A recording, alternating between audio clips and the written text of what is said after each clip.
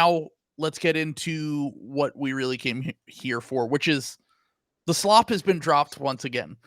We're getting spoiled as piggies this slop season because we have a drama queen directly at the center of our slop season. And today we are going to draft the players who will be traded before the NBA trade deadline. I say we do 12 players. I have categories broken down for myself right now. I have 5 different categories. I'm going to pick one player from each category. I have real stars, fake stars, high-level starters, fringe starter, and high-level bench player, and then the last, which is rotation player / salary dumps. So I will pick one from each of those categories, and then we'll riff and we'll discuss based on the players we think will be traded before this trade deadline. We're getting like a lot of buzz about some pretty big names right now in a way that I kind of didn't really expect. I thought this was going to be, I still think it's going to be a slow deadline relative to past deadlines, but I think that I'm surprised by the amount of names that have been thrown out there that I didn't think, because I thought this new CBA was just going to ruin everything. And it still might. Yeah. But there are no. I mean, there is like some slop. There's some names that like floating around that I thought were like literally untradeable. Yeah. And they're getting traded for each other. So possibly, we'll see. So I'll let you take it off the bat here and take your first player that you would like to draft in the players who will be traded before the NBA trade deadline draft.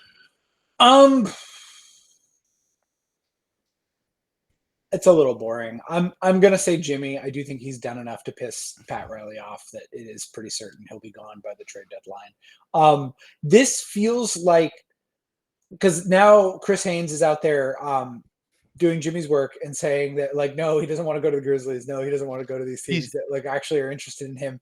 He's dropping slop in his briefs. Yeah, Haynes briefs. The Haynes brief slop drop. Slop skid mark. The Haynes brief slop drop. So gross. And so he basically just says, I want to go to Phoenix, which is such a funny power move because there's one player that Phoenix can trade for him, and it's the hardest player in the NBA to the trade. Entire league to trade. Yes. So it feels like he's like almost kind of trolling here, but like I do think that what we might see is we might see Pat Riley do I think somebody was saying this. I think a Grizzlies fan was saying this before. They were bringing up the corollary of the Toronto Raptors trading for Kawhi Leonard. And that was a full year. That was not a trade deadline move. Mm-hmm. But they traded for Kawhi Leonard on 1 year with a no guarantee deal to make a push for the title, knowing that he wasn't really going to be happy. And the Spurs did that because they were like, fuck you. If you're asking out, we're sending you to fucking Canada. And we're sending you to the United States of Canada. I think a lot is lining up in the same way where that could make sense for the Grizzlies. I was just saying that is like, there's a lot of similarities and corollaries to that situation. People would point out it's only a half season. True, but also Jimmy Butler is picking up that fucking player option. He's opting in. Yes. Like I'm like there's not enough cap space. Yeah. There's not enough teams that can even pull off a sign and trade to do like a sign and trade bidding war. I will say, if you consider the trends in America, first he retired to Florida, now he's retiring to Arizona. It's very on brand for a guy who's getting into, the end of his career right now. Yeah. And he wants to, we have to start asking. Yeah, there you go. Yeah. You have to start asking ourselves, is Jimmy Butler a warm weather merchant? They're like, why does he want to go to Milwaukee? I'm like, because it's fucking cold. Cold. He doesn't want to do there. Yeah. Also, hated Minnesota, hated Chicago, hated Philly. I heard someone told me the other day, because I said, would he go back to Milwaukee because he went to Marquette? And then they were like, nah, he doesn't really fuck with Marquette. And I was like, in Milwaukee. God damn, dude. He's so awesome. I love that. It's never his fault in the breakup, too. That's the best part. Yeah, this is like awesome because you've like got to know what you're like trading for. I do think Memphis is more likely than some people are bringing up. I think it would be some kind of like weird 3-way, because they're not paying for this team like in the long term, but I think they're fine with getting a year and a half of Jimmy and letting him walk. Yeah, I mean, I think that Memphis. Here's the thing. I think in theory it makes sense. In Yeah. reality, we know Memphis is kind of like, I wouldn't say they're heat culture level, but I would say they're probably a notch below that in terms of like they love their guys, the guys they've drafted, the guys that Yeah. they've brought in. They've fostered a culture there. Well, at least the last year or so since I mean, John Morant was able to get away with pretty much anything he wanted. But I do think that, especially, and I'm not saying that Marcus Smart didn't want to be there. It seems like he's been like a good locker room guy and stuff. But I do think that I wonder if the Smart situation, they view that as like a hurdle to this situation with Jimmy Butler, where they want to make sure that everyone is like good, locked in, wants to be there, fits the team. And in theory, I think that is the case, but this is also a team that hates trading draft picks. Yeah. This is also a team that has not historically spent a lot. Like, Yes. they don't go into the tax, and they would probably have to go into the tax for this, I'm assuming, because they have Bane, Ja, for next year at least. JJJ, Bane, Ja. It also might make Santi Aldama harder to pay. And now you have Jimmy Butler saying, don't trade me there. Now, maybe Memphis just goes, fuck you. Here's Marcus Smart, Luke Kennard, Brandon Clark, and a first-round pick or whatever it costs. I think the cost is only one first-round pick and a poo-poo platter. Like, I think that's where Jimmy's value's at, and I think Memphis would be willing to do that. Like, one first-round pick for a player of Jimmy Butler's caliber, that's the kind of move you make that, like, you go all in. Like, honestly, we saw it with the Celtics last year, too. Yeah. If that blows up in your face, like, if that doesn't blow up, if Jimmy ends up happy there, grit and grind. And by the way, if they win the title, Jimmy gets to do all his like antics. Like, he'll be happy. He'll figure it out. Like, he loves country music.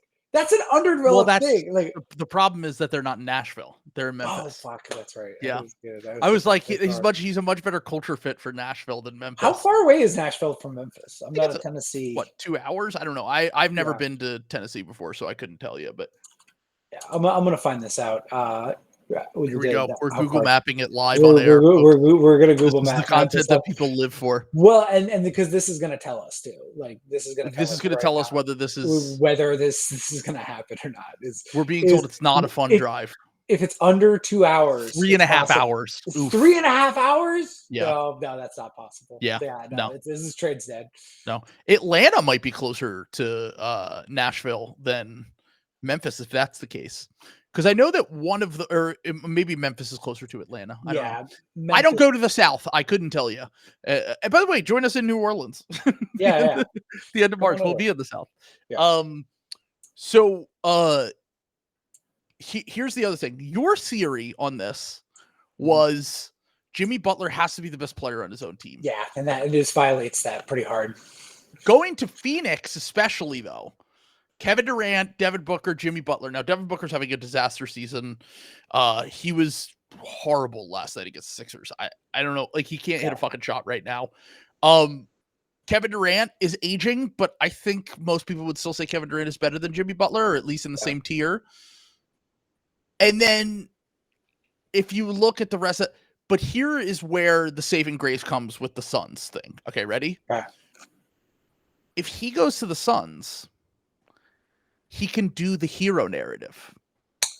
I saved the team that was in the worst position in the NBA. They traded for Bradley Beal. They've been weird vibes for like a year and a half now. Honestly, going back almost 2 years at this point. Like, I don't take anything from this. I'm not saying this is like real slop, but I heard another rumor that if KD said that if they don't get Jimmy, that he wants out.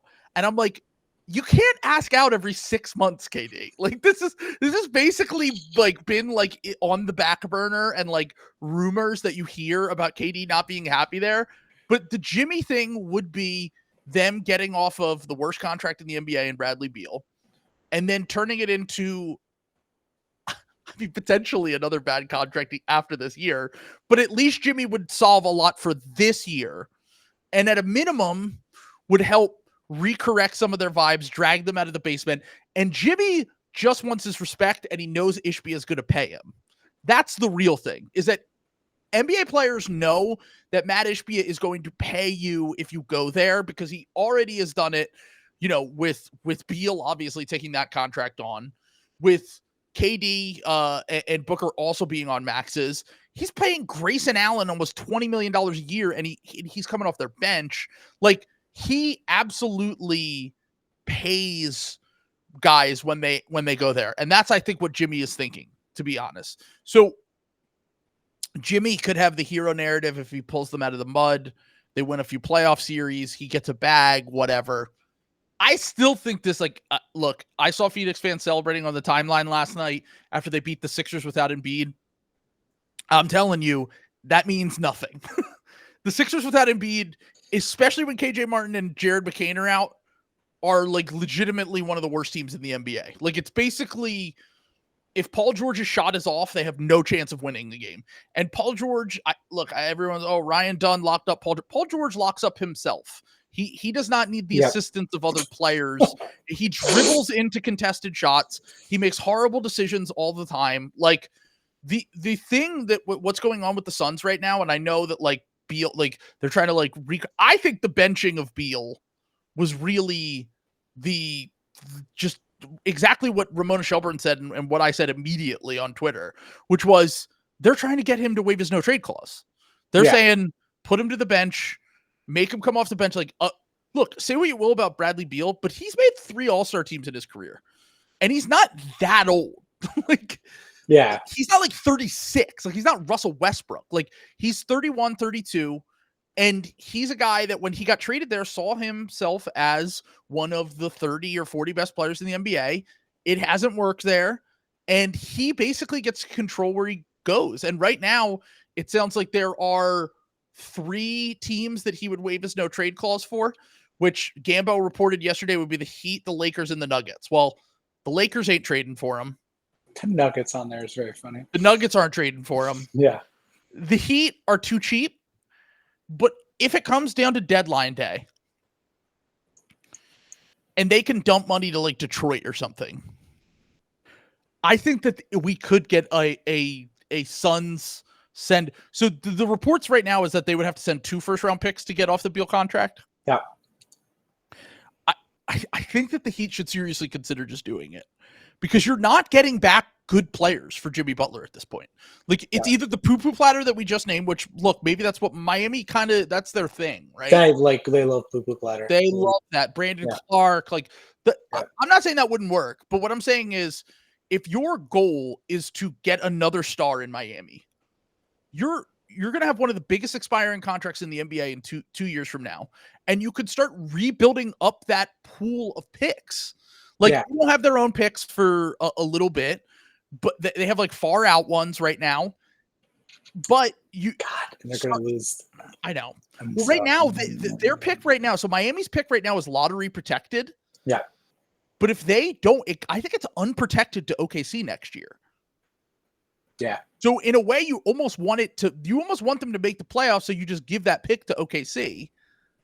And then it becomes unprotected. And then the Charlotte pick that they traded in the Rozier trade because of the Stepien rule would then become unprotected in 2028.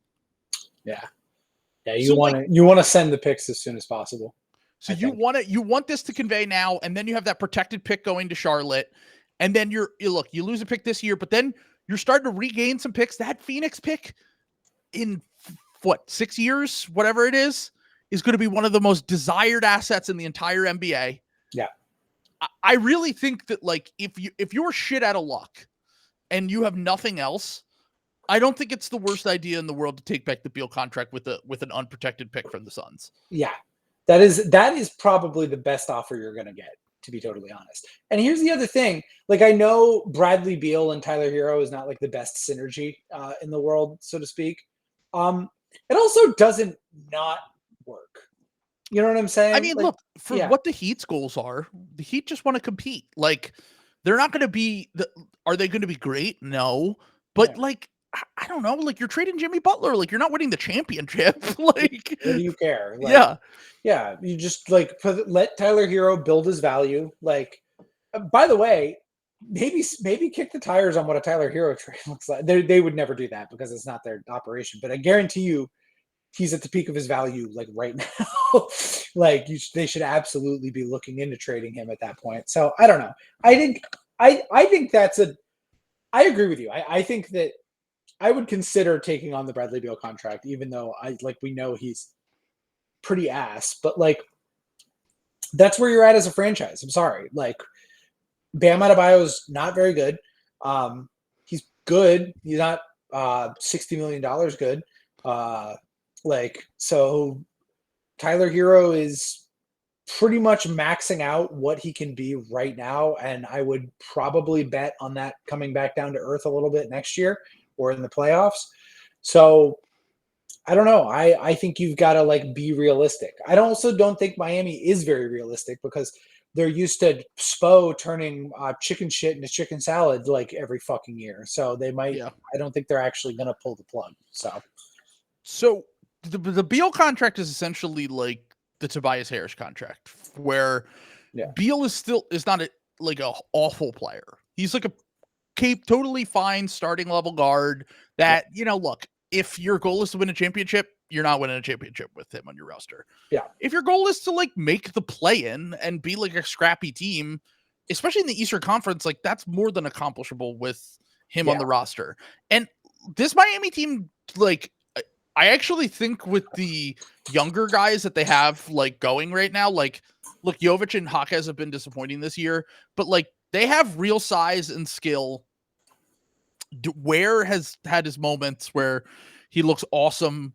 And the way that Bam, like the thing that sucks is that like, if Jimmy just sucked it up, this probably would be their best team in quite some time. Like we talked about in the last episode, which is funny that he's asking out now, but it seems like that's completely unrepairable. And the Tyler Hero thing is funny because it's like, the Hero Beal, they're definitely redundant together. Don't get me wrong. Like that's obviously not a hand in glove fit, like you said. And to pay that much money to two guys that have their skill set, I totally get it. But at the same time, if you look at the fact that like Miami tends to get the best out of guys in general, they will have, like I said, this massive expiring contract 2 years from now, and I don't think it's going to take anything away from Tyler Hero if you get Bradley Beal. It will give you one more ball handler that can, I don't even want to say he can run offense anymore because I don't really think he can. Like, is he playing the Sixers skeleton crew with they lose to every fucking team with bad vibes no matter what? Then yeah, sure, he could still ball out occasionally. I mean, someone asked, is he a top 50 player? It's probably somewhere in that range, to be honest with you. And I know that Miami will just never pay a guy with that much money, but like, I don't know. I kind of just would be like, look, this is like a transition year for us. We'll revisit it. We'll rebuild up the asset pool, and we'll try to make a splash 2 years from now with some of our prospects, some of our picks, and this huge expiring Bradley Beal contract. The problem is they'll never do that. They'll just never do it. This is not how they operate. Yeah. They literally would rather give up more far out picks, more prospects, in addition to Jimmy Butler, to get back a player who is good right now. They don't believe in rebuilds. They don't believe in tanking. And this is just kind of where they're stuck right now. And I actually think that they're like, we'll eventually do like drafting our worst positions to be in of any team in the NBA.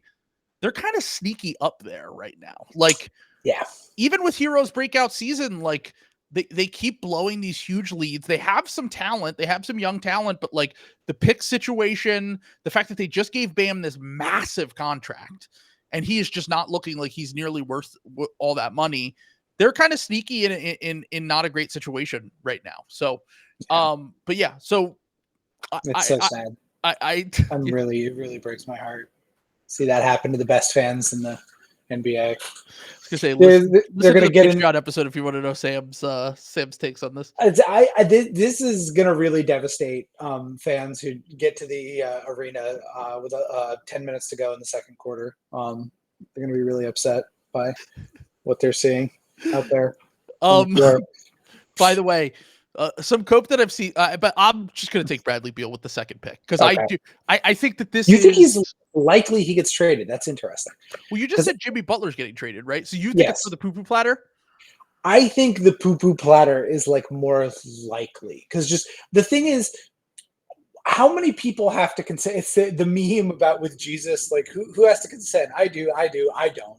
You Yeah. know, and that The Bradley deal, Beal keep thing, forgetting yeah, about the no trade clause. the no trade clause is the thing, So right? Miami is the only spot he could be traded to, really. Pretty much. And we just talked about why Miami wouldn't do a Bradley. We think it's probably their best option, and we also both think they probably wouldn't do it because it's All just right. not Well, how they. then for fun's sake, let me take someone else Okay. because we already talked about Beal. And there are plenty of names to pick from Yeah. in this whole group. You know what's really funny is that there are plenty of guys on here like 2 weeks ago that I would have been like, that guy's definitely getting traded. And the more we hear coming out, the more I'm like, I'm not sure that is the case. There were a handful of guys I could have sworn would have a market and one team would eventually talk themselves into it. But it seems like most trades are going to be done during the offseason now. It seems like most trades are going to be done when teams don't have all these rules affecting them, when there's more cap space for dumping guys around the league, when there is basically the market is resetting right now in terms of like who teams are going to want to pay, who teams are going to want to trade for. And I think that they're kind of feeling it out at this deadline. I still think there will be trades. I mean, we've already had two between Dorian Finney-Smith and Dennis Schroeder. This is a little boring. We talked about him on the last episode, but let's just talk. I think Cam Johnson is the obvious guy that will be traded sometime because we're on the Nets. There have been a few more reports that have come out about this since we recorded. From what I've heard, the team that we want to push the chips in for, and we talked about on the last episode, was the Thunder. We thought that they made the most sense for replacing some of their guys off of the bench, the Isaiah Joes of the world, and putting in a real shooter with size in Cam Johnson. And we discussed with Will what it would look like to get him back. It would probably be something along the lines of like Kenrich Williams, Isaiah Joe, Nikola Topic, and a first-round pick or something along those lines. Maybe two, because I think there's going to be a bidding war for him. And I think that's where we're getting Cam Johnson. Yes. I think that he is very obviously the best player. And now Jimmy Butler's better than Cam Johnson, but Jimmy Butler also is much older, has an expiring contract basically. And then on top of that is making so much money in the second apron environment. Whereas Cam Johnson's on a cost-controlled contract. He's 29 years old. The only thing that's a little bit concerning about him is that he's had a lot of lower body injuries and he gets hurt a lot. But on a team like OKC or maybe even the Kings, another team that has been interested, he probably wouldn't be relied upon nearly as much as he has with the Nets so far.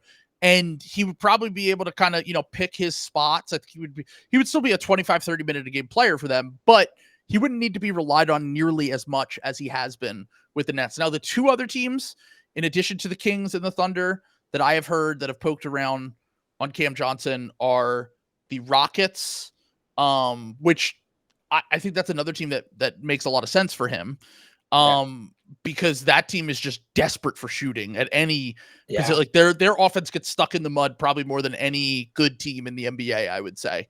Yeah. And especially like with their wing struggles right now with everybody like hurt. The funniest thing ever was when I can't remember who said it in the group yet, but someone said like, man, this Rockets offense really sucks. Like, I can't believe that they're so good this year. And then Zian responded and was like, yeah, no shit. Both of our guards shoot like 28% on pull-up threes. That's like, so true. Yeah. That's the thing is like that's a good problem to have though. That bodes very well for their trajectory though. Because that's the easiest thing in the NBA to fix. What? Guards. It's so easy to find a guard. Sorry. I thought you meant like Jalen Green was going to just become like Steph Curry. No. I was what are you talking about? No, I'm saying those guys are fucking out of there. Like, you swap out Jalen Green and Fred VanVleet for like two competent guards. Yeah. For example, Devin fucking Booker. I really think that's what this is going to end up being. Yeah. Devin Booker is going to be a Rocket at some point. I'm pretty sure it might not be for 2 years, but I think it's going to happen. It will get there eventually. It's just about what kind of road we take to get there. By the way, I just want to throw this out there. Yeah. I didn't even get to talk about this when we talked about Jimmy Butler in this portion. I would not do that trade if I were the Suns.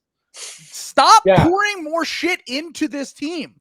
No, It's over, dude. it's done. It's done. done. There's no. Yeah. It's Ryan Dunn, dude. It was done after they traded for KD, man. Like, yeah, and then they dug themselves deeper into the hole with the Beal trade, and they honestly, you know what the funniest part about that is the fact that like we've had their margin moves. Okay, the Ayton for Nurkic thing, like yeah, that's not ideal. Obviously, that's still played out like okay.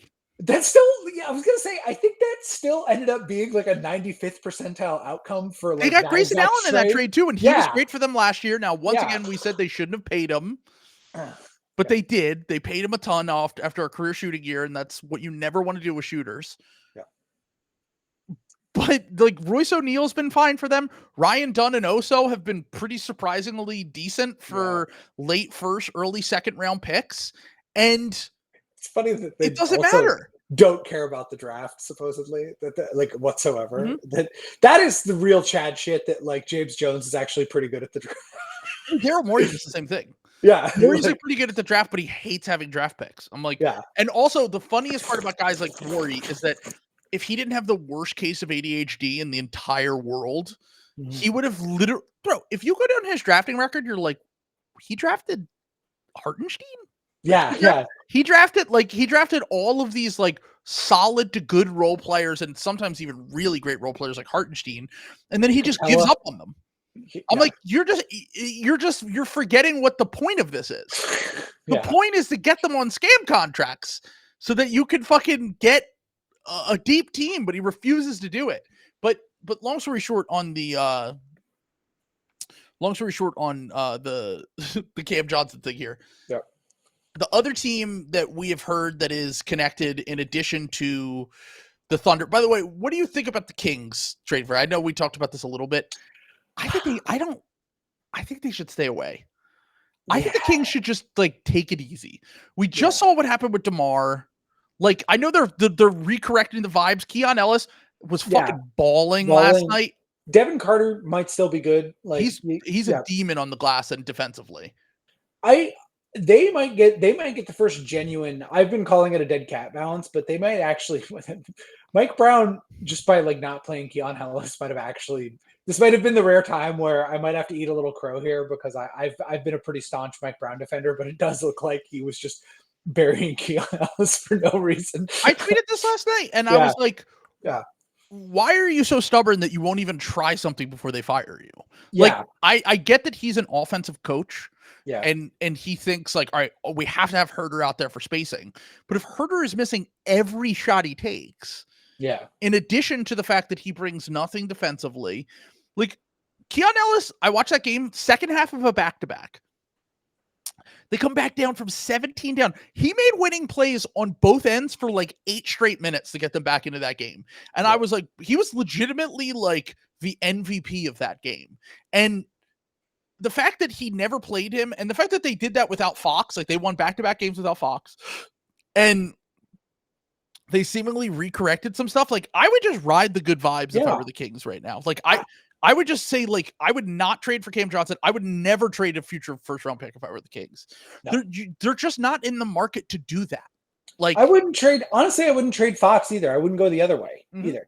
I would just lay it out. Like I don't think you're going to Messiah yourself on De'Aaron Fox. I don't like I think you can still get pretty good value for him this offseason if you still need to trade him. I don't think I also think that they could kind of have a sneaky deep team next year. Yeah. Because think about it like this. If the DeMar thing doesn't work and like it proves to be a failure, if it's a charitable if, it's probably not going to work. But he's basically an expiring at this deadline next year. Yeah.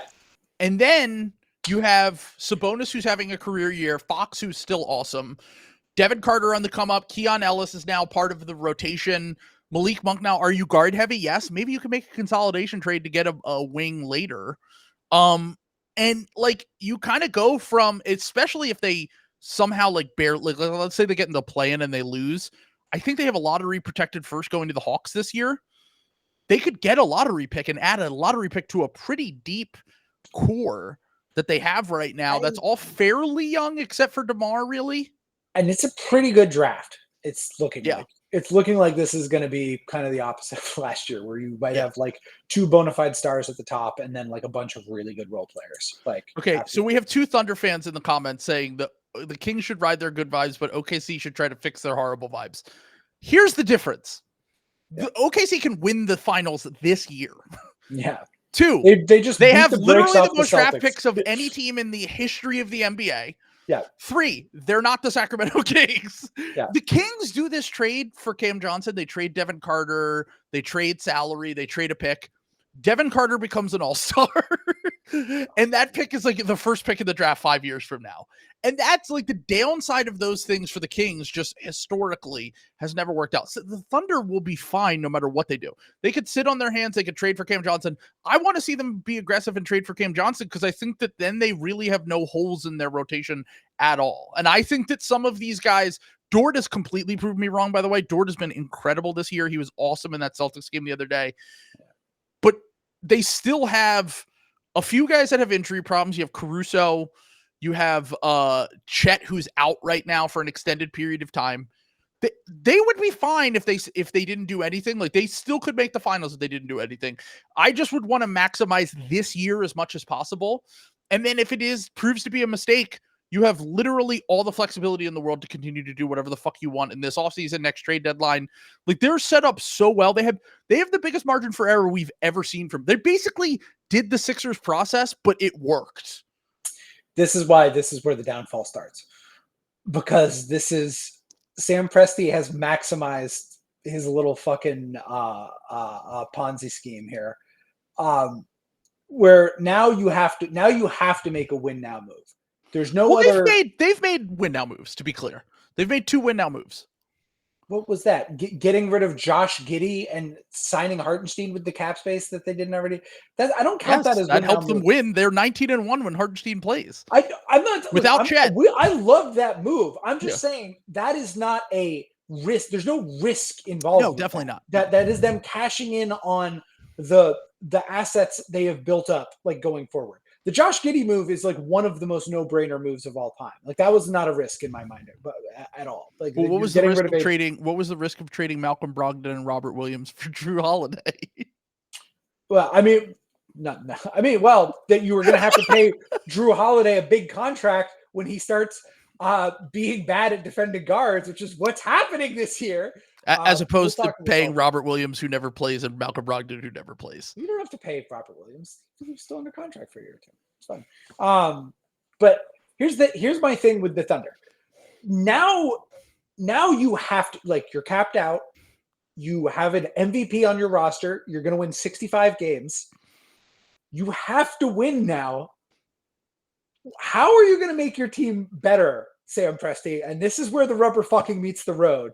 Let's see you make your team better now with giving up draft picks the other way, because you can't, like, he's really good at making his team better with draft picks and with this other stuff. But if they have 3 firsts in this draft. If they don't make one of them might not convey. If they don't make the Western Conference Finals, I think Shea's going to win the MVP this year. And they're making the Western Conference Finals. To me, they're so clearly the best team in the West. I don't even think there's another team. If they don't, then I don't understand anything about basketball. They're gonna win. They're gonna be the best regular season team in the West by 10 games. What do you do when you see Fat Luka in the Western Conference Finals again? And are the Mavericks making the playoffs? Mavericks just lost Kyrie for 2 weeks, and he has a back thing that sounds not good. Sorry, I misspoke. First round. What do you do when you see the Luka in the first round? Once again, are they making the playoffs in this West with that team? Yeah, they'll make it. I think. You sure? I'm not. I've been the Mav skeptic of the two of us. Yeah, but you've been the Mav skeptic when they're healthy. I'm now the Mav skeptic that they're basically, other than the Magic and the Sixers, having of the teams that can make the playoffs, because the Pelicans are so far gone that it's probably over. Of the teams that could make the playoffs realistically, they have, like, now the 3rd worst injury. Like, Luka's out for at least a month, maybe longer. Kyrie has a bulging disc in his back. That sounds really bad. And I just don't know how they can survive 2 to 3 weeks without both of those guys. Now, look, they'll probably still be in the play-in, and if they're in the play-in, then sure, I'm taking the team with Luka on it if he's relatively healthy. But do you know the two teams around them ahead of and behind them in the standings right now? the West is so hard to remember. They're probably the 6th seed right now, so they're like They are the 6th seed. they're probably just ahead of the Warriors. It's the Clippers are the 7th seed, Warriors are the 8th seed right now. Who's the 5 seed? The Lakers. Okay, so the Clippers just got Kawhi back. That's true. That's at least worth noting if he can actually stay healthy, that they will but they'll clean up in the regular season at a minimum if he can stay healthy. Like that defense is going to be insane. Yeah. And the Warriors, I mean, will we get to the Warriors? I don't know. I'm not sure if we'll get to the Warriors in this episode. I will. No, I'm going to make a Warriors pick at some point. Why don't you make a Warriors pick right now then? Because I don't think. Actually, last piece of Cam Johnson slot before we move on. Okay. The Pacers are interested in Cam Johnson. The Pacers and the Kings are just like dual parallel franchises forever, I assume. Can I say something? I actually kind of like that move for them. You upgrade the Obi Toppin spot, like. Okay, but here's the thing. Now Brett Siegel, who reported it, I think that's his name. He's like a B tier slop guy. Like he's like not S tier like Shams, not even A tier like Mark Stein or whoever. Jake Fisher. He's the B tier guy. He does occasionally get smaller things. He has sources. Like I know people that know him and they're like, he's a little bit plugged in. The thing that he said was that the Nets would want Obi, if they're taking on, they don't want Obi Toppin's contract first off, of course. That makes sense. Yeah. They would want Aaron Nesmith in the trade. And I kind of just think, no, look, defensively, I know they don't give a fuck about defense, but like Nesmith is such a better defender. And you need one guy that you can throw the other team's best wing. Like Nembhard's a good guard defender. He ain't guarding Jason Tatum. No. And not that Nesmith is going to capably guard Jason Tatum, but what I'm trying to get bad. No, he's strong enough. He's athletic enough to hang with those kind of guys. Yeah. And the fact that he's a good shooter who can defend is something that I think is important to the Pacers. And part of the reason why they struggled is because he's been injured this year. Yeah. Also, his contract is like a scam. And I've been pro consolidation trade for that team going back to last year when they traded for Pascal Siakam.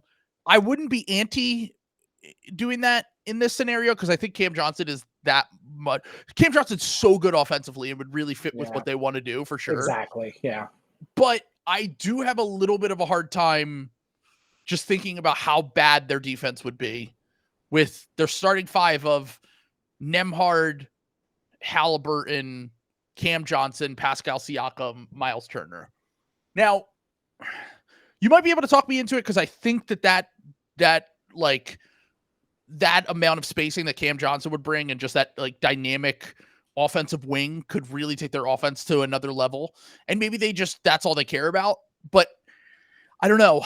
Nesmith fits so well with what they want to do in terms of just being able to like capably do anything defensively. But Cam Johnson is certainly a better fit offensively. There's no denying that. But I mean, look, if you can find someone to take the Obi Toppin contract, I had him on my list of guys that could potentially be traded. I had both of those guys. I honestly, if he were even remotely playable in the playoffs, I know his offense is really good, Obi Toppin. His defense is very bad. And he was completely unplayable for stretches of that Celtics and Knicks series last year. Because the defense is just so bad. He kind of is exactly what the Sixers need, to be honest, except for the defense part, unfortunately. But like a vertical spacing four that could shoot, create a little bit, runs the floor.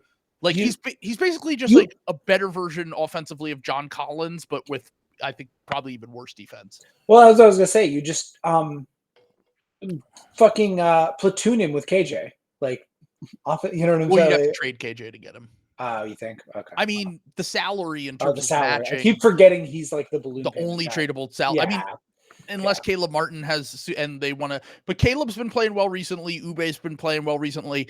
I don't know if you could get away with the Sixers' problem that they have right now is that they have a lack of real NBA players. Yeah. And I don't think that they're going to be making any major moves at this deadline. I think it's going to be kind of a boring deadline unless something comes out of like left field that we haven't really thought of. But in theory, I like Obi Toppin's fit a little bit here.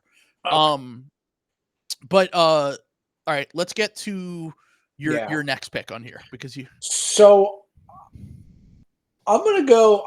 This might be a little bold for like where we are.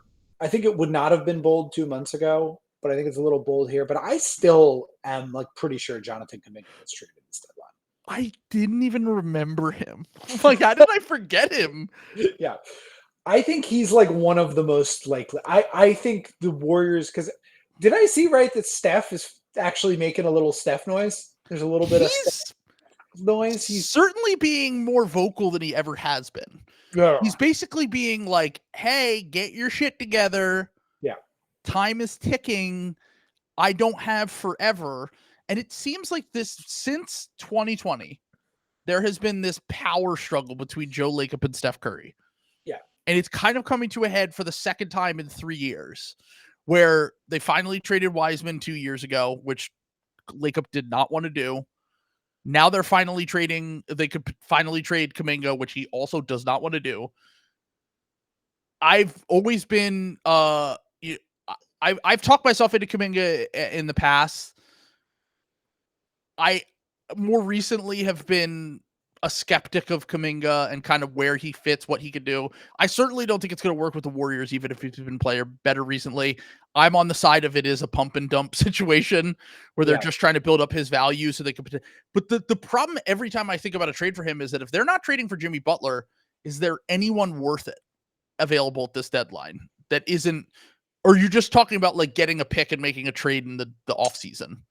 I think the Warriors are going to make another move for some kind of player.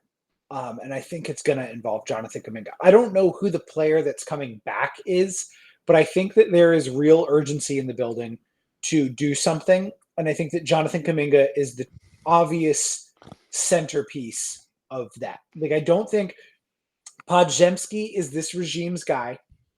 Even though he's been an ass, I think that they're not going to want to sell on him at the bottom of his value. I think that I don't think he's going to go. They have some of these expiring contracts. Like, they have been okay at times. Like, they were really good earlier in the year. Yeah. Like, they still do have a gear. I still respect the Warriors in the playoff. I know they're the 8th seed right now. I do not want to see them. If I'm OKC and I see the Warriors, OKC is a bad example because that's a terrible matchup for the Warriors. But like, if I'm the Memphis, the Nuggets, if the Rockets, the Rockets, that would not be a welcome sight. Yeah, like I don't want to see fucking Steph Curry in the first round, like with like a competent team. And I think that is what they're going to want to do. I think they're going to want get Steph Curry to the playoffs with a competent team and see what happens. And I think that Jonathan Kuminga, I don't think they want to pay him. I don't think they want any of the stuff that I don't think Kerr wants to play him. I think that the entire organization besides Lacob is on board with this is the thing that and I think he has real trade value. I think it's just so shameless that Draymond is like talking about him on his podcast, like going into the media and talking about like Kuminga's been better recently, but this was starting when Kuminga was playing like total ass, and it was the most transparent thing I've ever seen in my entire life. Yeah. Where it was like, oh yeah, no, we all love Kuminga. We love Jonathan Kuminga. Yeah. We would hate to trade him for any sort of value. I would stink so bad if we got Cam Johnson for Jonathan Kuminga. Oh, I hate that. Oh. Once again, that was kind of I know we've talked about that trade ad nauseum, but and they haven't been linked to Cam Johnson recently. By the way, you saw the latest report? Well, if you're gonna take Kuminga there, I'll go with my next pick and I'll take Nikola Vucevic, because we've talked about Vucevic, and we've talked about the fact that there might not be many suitors for him. The Warriors were the only one I could think of. But this most recent thing with Thompson and I can't remember the other, Slater and Thompson, who were very plugged into the Warriors, both came out and they were kind of like, I don't even think they would trade for Vucevic.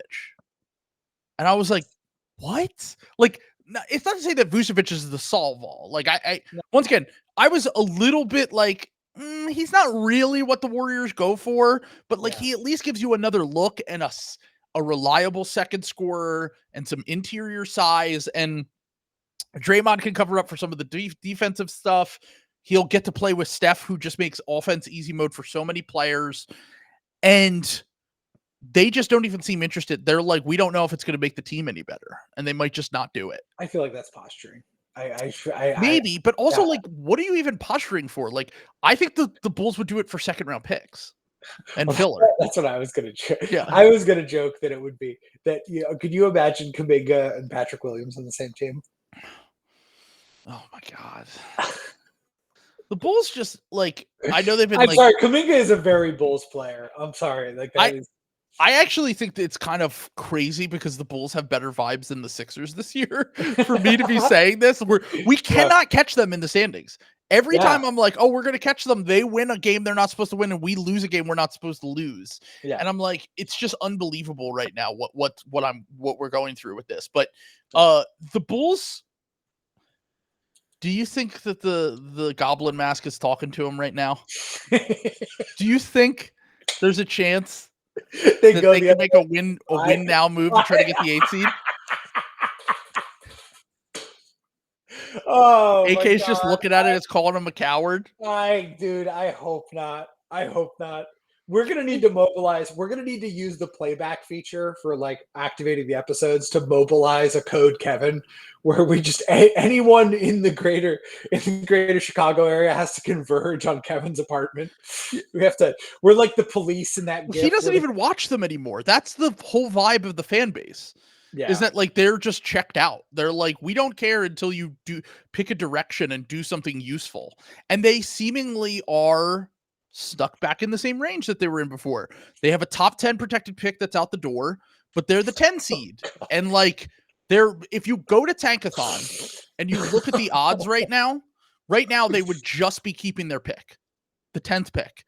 They drop any further down, it goes to the Spurs. They get any higher, great. Like they lose more games, awesome. Pick. Oh my god. But the only thing I will say is like what might save them, they don't really have anything to trade to win now. Because if you trade Vucevic or Levine, I actually think you make the team worse. Yeah. And then Kobe White's on a scam contract. You're not going to trade him. Io's injured right now, but like he's also on a good contract. Lonzo like has so much more value to the Bulls than he has to any other team. Yeah. Like the thing that might save them is like their tradable salary is like that Patrick Williams contract no one's taking. And then Javon Carter at $6.5 million. And he has a player option next year for $7 million. No one's taking that. God, I liked that contract when they signed it too, which is so funny. It turned out to be one of the worst MLE deals of the last few years, which is funny. I mean, I was saying, MLE. It's got to be like one of the worst contracts that's that small. Yeah. But like you know what the funny thing is, looking at their books, like they don't have any like stud prospects, but they sneaky got kind of young. Yeah. Like Lonzo's 27, Patrick Williams is 23, Kobe White's 24, Jalen Smith, who they just signed, is 24. Josh Giddey, I don't want to talk about Josh Giddey, but he's 22. Io's 24. Like they're just if they go in the other direction, once again, I think that their saving grace will be they can't go in the other direction. They just don't have anyone who's more valuable to other teams than they are to them, especially if their goal is to try to win games right now. Are you ready? Where were you for the Matas Bazelis for CJ McCollum trade? No, stop. They're not doing that. Even I wouldn't, because here's the thing. The one thing I will say about Kardasovis, he doesn't trade his own draft picks. That's true. Yeah. Io hasn't been traded. Patrick Williams hasn't been traded. Has he traded literally anyone he's drafted? He hasn't traded Dalen Terry. Dalen Terry is like on the fringe of the rotation, barely ever plays, and he's still on the team. Like he doesn't trade his own draft picks. So that's the one thing that will keep it so they don't trade Matas. Yeah, I was gonna say, when did Kardasovis take over? Was 2020 draft. It was 2019 into 2020, I think. When was Markkanen drafted? That was 2017. 17? Okay, yeah. So Lori was traded him. Wendell Carter, 2018, traded him. Okay. Kobe White's the only one they extended it. It's because they got him on a good contract. It was like $9 million a year. That's crazy. By the way, once again, I know that they're never going to trade him. That's the kind of guy that if you're doing a rebuild, he's the one. Like Io and Kobe are never mentioned in these trades. Those are the players you should be trying to trade. Yes. Like if your goal is to eventually get back to being a playoff level team, by the time those contracts are up and you actually have to pay them, get value back for them now. Yeah. Trade them to winning teams and go into the play your dog shit team. Yeah, play your tag shit guys. Yeah. Yeah. They should be trying to trade Lonzo, to be honest. Lonzo's kind of fucking hooping. I'm really glad for Lonzo, by the way. Like, no, I'm happy for him too. The problem with Lonzo, why I didn't include him on my list, is that he makes so much money and it's hard to match. Yeah. He makes over 20 million. Yeah. And like for a guy that only plays 17 minutes a game right now, like no one's trading for that. No. Even if I love the story, although he's up to 24 minutes, he's up 19 minutes a game now. Okay. He's only shooting 36% from the field, but that actually, oh God, that's such a good point. Lonzo Ball is such a Presti move. No, he's a Celtic, actually. For who? Drew Holiday? Yeah. Okay. Yeah. Sure. Yeah. That's definitely a thing that's going to happen. We're locking in. We're getting no gooners on our team. Well, the funny thing about Lonzo is, do you want to guess what? First off, guess what he's shooting from the field percentage-wise. God, this could be anything. I wouldn't be surprised if it was really good. I wouldn't be surprised if it was really good. Let's say he's shooting 49% from the field. He's shooting 36% from the field. The other way. And the Bulls are 12 points per 100 possessions better when he's on the court. Marcus Smart. That's why I like Lonzo, because he's a Marcus Smart variant. Yeah. Yeah. But he's the thing. Oh my God, that is such a Presti move, though. Yeah, it is a Presti move. Yeah. Dribble pass shoot guy, good defender, can deal with the Bulls. Like, the only thing is, once again, it's hard to match his contract. Like, it's not an easy deal to match. And I don't think that he's going to be blown away with any offers in free agency this summer. But I think that whoever's trading for him at least has got to be willing to pay him like a little bit. We'll see. I don't know. I'm skeptical that he gets traded. And he also might hit that corner. Whoa. It's the song of the century right now, dude. We're back in 2003. God, like that South Midwest. I'm annoyed that I knew what you were talking about.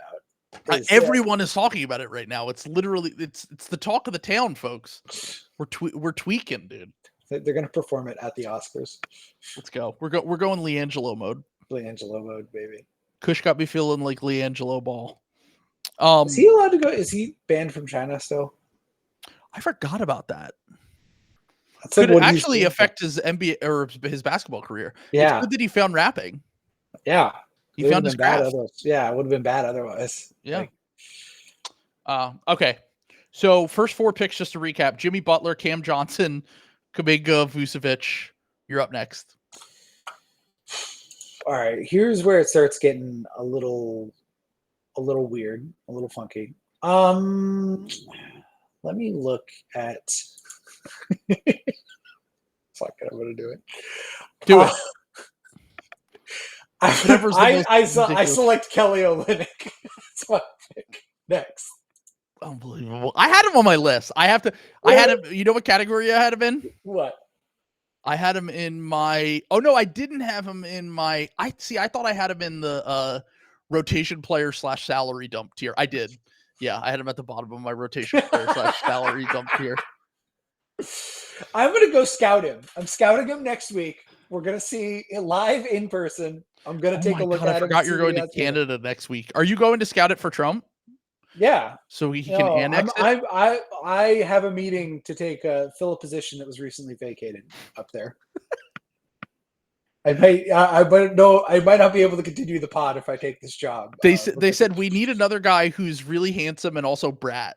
Yeah, they made me a little uncomfortable with some of the masking procedures they wanted to do. I thought they meant breathing mask. Sure. And then I saw what they had the other guy do, and I'm not comfortable with that. Maybe it's Canadian culture or something like that. But Speaking of 2002 culture, yes, I do think Kelly Olynyk. So I think the Raptors are ass enough that even Masai can't pretend that they're good.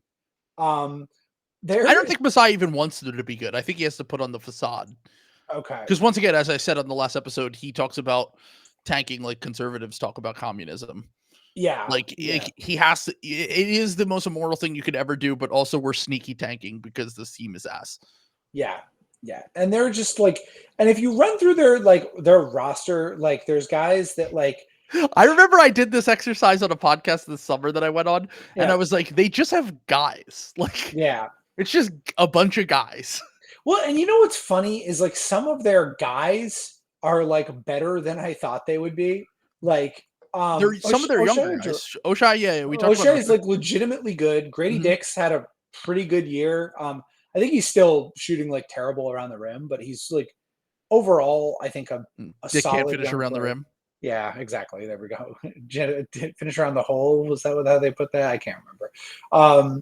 Scotty Barnes' downfall will be studied. But like RJ Barrett Scotty and Emmanuel Barnes' quickly. downfall is simple. He's not a number one option.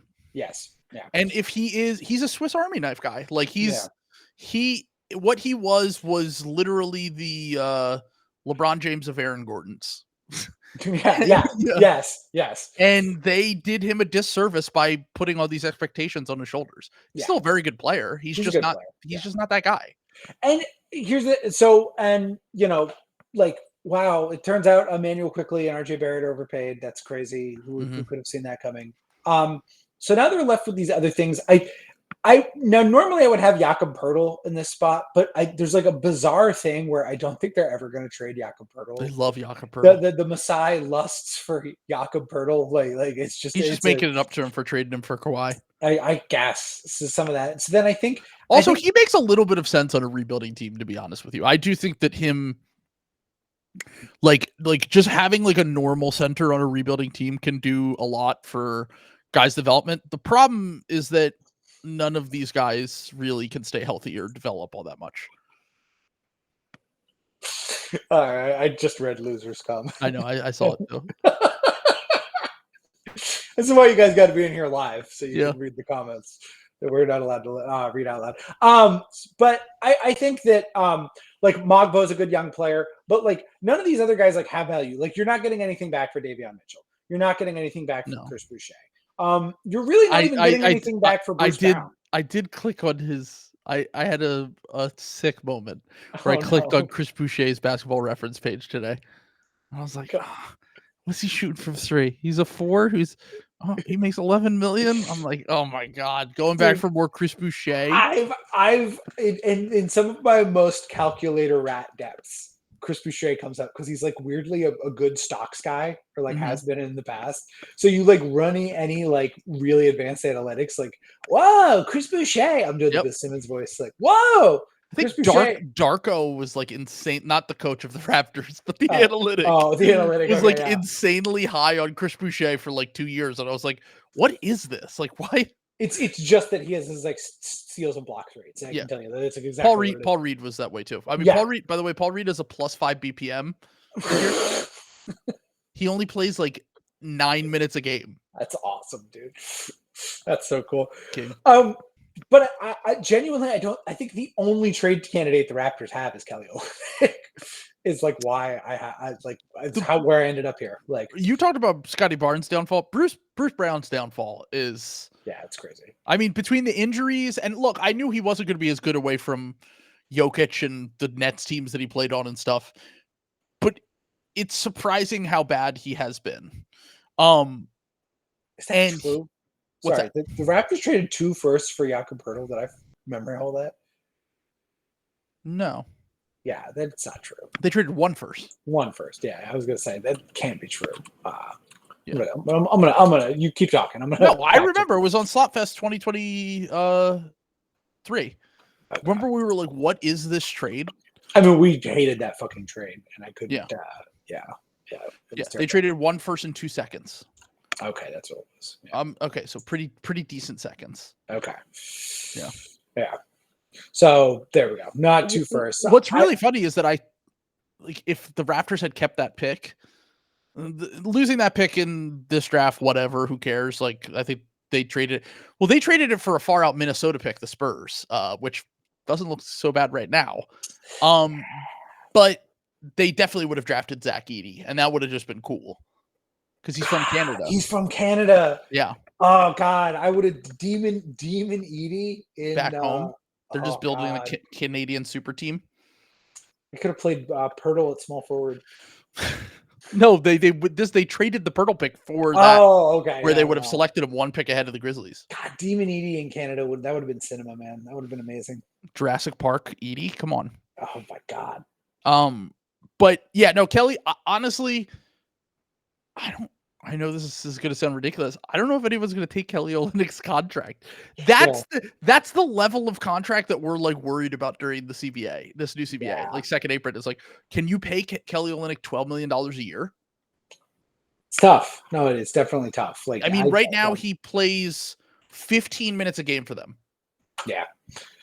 I think he can help a team. I just don't know what team is going to do that. It would need to be a team with like a very specific skill set. And that's the thing, is it would need to be it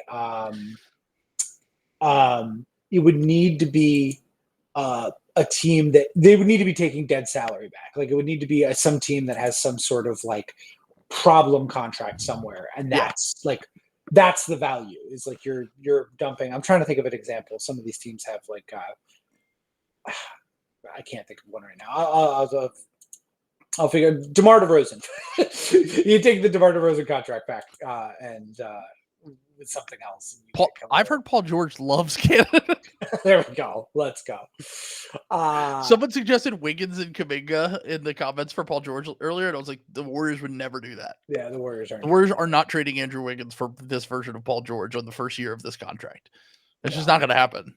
Like, how about Kelly Olynyk for Tim Hardaway Jr.? Who says no? Going back to Detroit? Yeah.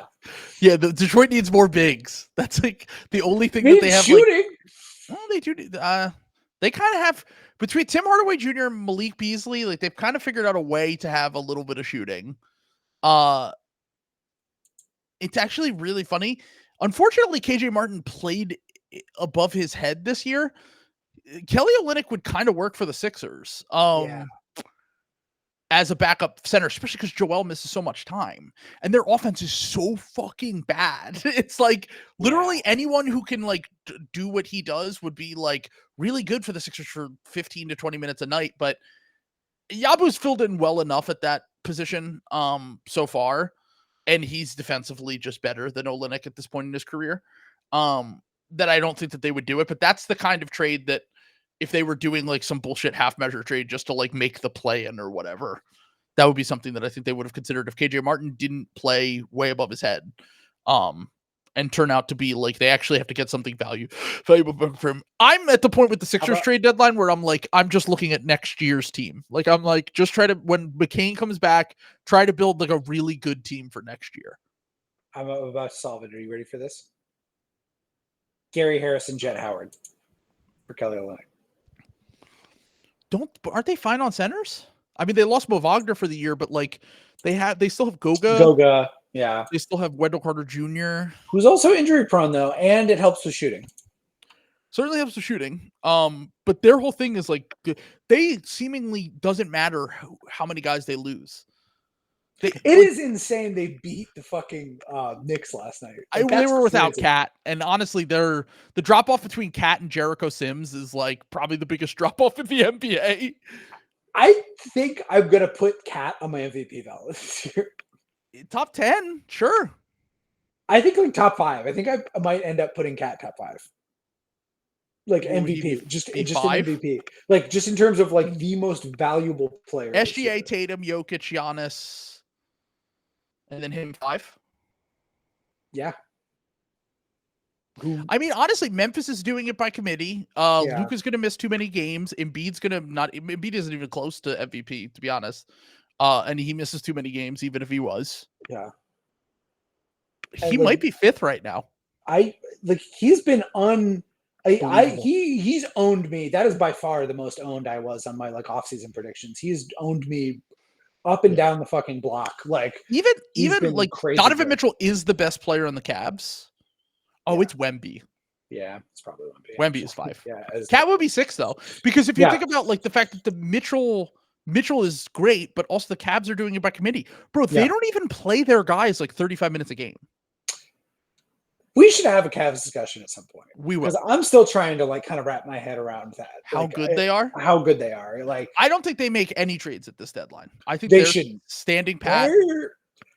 They might be. I'm starting to become the Cavs. Like, so why are the Cavs not going to win the championship?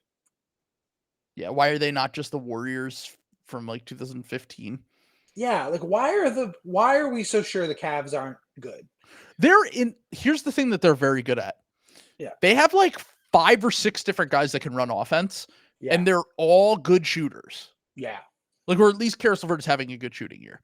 Yeah. But like Donovan Mitchell, Darius Garland, Mobley is not a great shooter, but for a big, he's like a completely passable shooter. Ty Jerome. Like Karis LeVert has just been balling out this year. Like they play well together. They have so much fucking creation across the board. Once again, maybe I'm being stupid because I just am stuck in my ways, and there's always something that has to break a trend. Yeah. And maybe we got so Can I see it? Can I see it? Yeah. It's the can I see it corollary. Yeah. Where we got so obsessed with wings that maybe we completely undervalued guards and bigs to the point where like now the Cavs have the best guard duo and the best big duo right now.